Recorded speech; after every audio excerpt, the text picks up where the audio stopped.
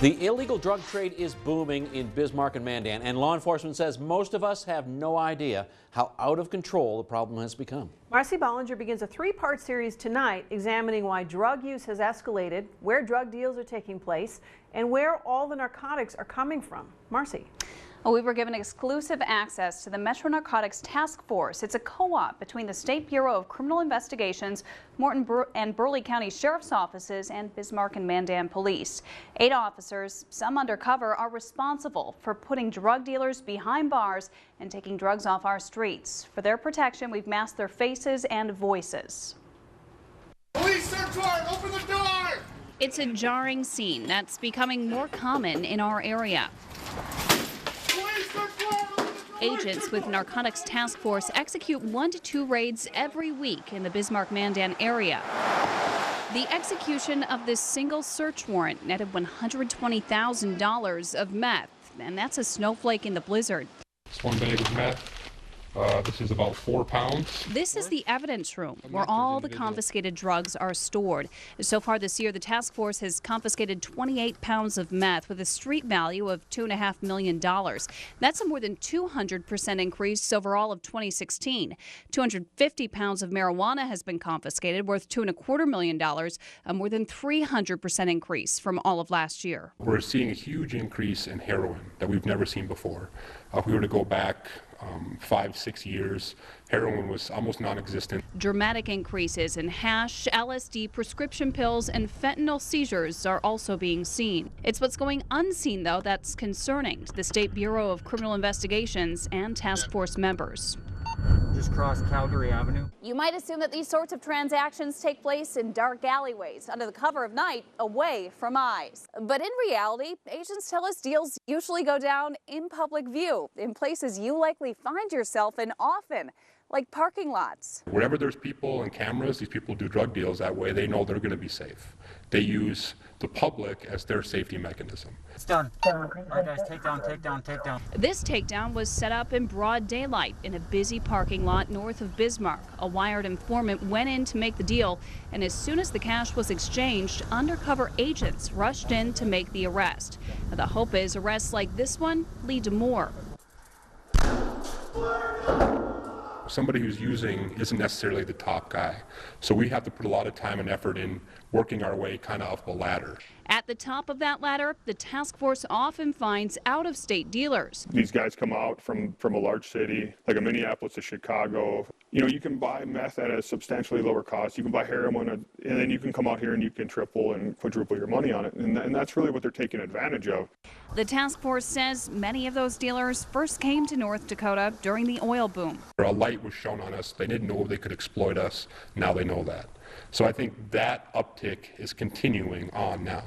Now agents are hoping to turn the tables by shining a light on the issue of drugs in our community, arming the public with knowledge. Now, those statistics you just saw are only for Morton and Burleigh counties. There are about a dozen similar task force operations throughout the state. These officers say the most important thing residents can do is to be aware of their surroundings and to report any suspected drug activity. Well, illegal drug use in the Bismarck-Mandan area has escalated to levels never seen before, according to the Metro Area Narcotics Task Force. In just the first quarter of this year, agents seized more drugs than were confiscated in all of 2016. They've also seized guns and other dangerous weapons from dealers and users. Marcy Bollinger takes us inside the BCI evidence room.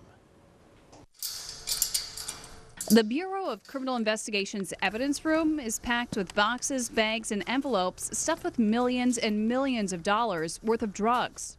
This is 4 pounds of meth. This is closing in on $250,000 worth of meth, street value. This bag, just one of hundreds of pieces of evidence BCI has confiscated this year. This is heroin. This is, I believe, about 4 pounds, which would put it about $1.5 million. The room is overstocked with every illegal drug imaginable, including lots of marijuana and prescription pills. Pages and pages of pills. The volume of drugs acquired from raids and arrests is staggering. And this is a money counter. So if you don't think people are doing this to make money, this is a perfect example of what they're doing. They're making a lot of money selling drugs in this community. More than $5 million worth of drugs have been confiscated from users and dealers so far this year. That's more than twice as much as in all of 2016. And the drugs aren't the only lethal threat narcotics officers are taking off our streets. This is an 870 shotgun. It's very short. It has pistol grip handle. It's very easily concealable for a long gun. The Metro Narcotics Task Force has taken dozens of deadly weapons off our streets this year. Shotguns, assault rifles, pistols, and some creative weaponry. It's a brand new saw blade screwed into the top of a baseball bat. So you swing the baseball bat like normal, only instead of getting hit by the wooden bat, which is bad enough, you get hit by the saw blade, which would cut you open. While they're locked up now, these weapons could have been used against other dealers or officers. It's just evolved into, big city type of organizations, attitude, that type of thing. Everybody wants to protect their own turf. A former BCI agent who investigated drug crimes in the 80s and 90s thinks people in Bismarck and Mandan have no idea the amount of drugs being bought and sold and the potential violence that exists in their communities. Without the drug enforcement, you're going to have a lot more thefts, burglaries, robberies, assaults, because these people have to support their habits some way. Retired narcotics agent Dale Meitzner says when he was working, purchasing a quarter ounce of cocaine was a large buy. Now task force members are seizing pounds of coke in a single bust.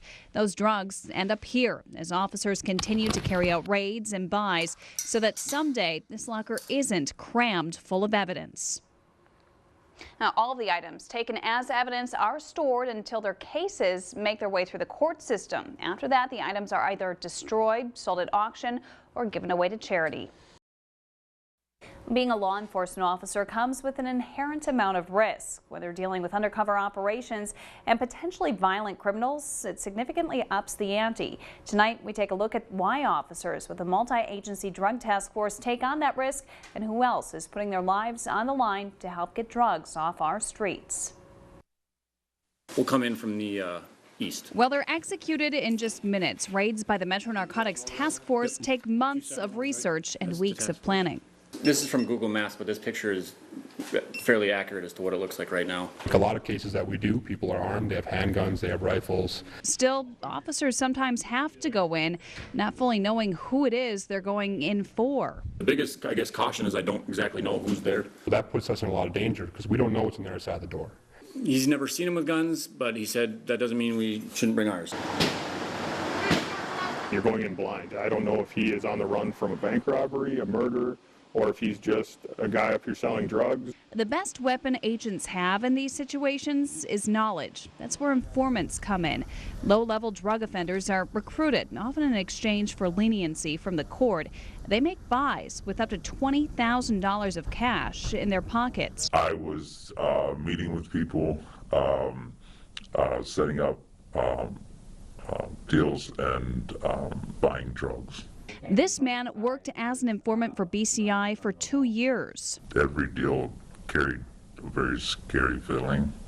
It's a lot of money, and so being scared of being robbed or being found out that I'm an informant was really scary. While the stakes are high for undercover informants, he saw staying in a life of dealing and addiction as the greater risk. For a long time, I knew that I was not as good of a person as I wanted to be. I wanted to better myself and be a better person, so I seen a good opportunity to change and be better. But changing and getting clean isn't an opportunity all users get. And that's such a physical addiction that you actually need it every single day. So you will do what it takes, to get that medicine. Carrie Lehman served time in prison for using and selling drugs. Now back in society and clean, Lehman says she still sees drug use, not because she's around it, because she knows how to spot it. It's everywhere you look. I see people every day, addicted to something. And we as a former addict, know what to look for. Looking back, Lehman says getting caught may have saved her life. I honestly believe if you are using, you are either going to end up in prison, and if that doesn't save you, you will die. You will die from the addiction. Preventing addiction is what Narcotics Task Force operations are about. taking drugs off the streets before anyone else gets trapped in the cycle of drug abuse. And we appreciate the access granted to us by the Drug Task Force and the Bureau of Criminal Investigations, allowing us to do these stories, as well as the cooperation of everyone who participated. The best way officers say you can help combat drug use and sales is by reporting suspicious activity.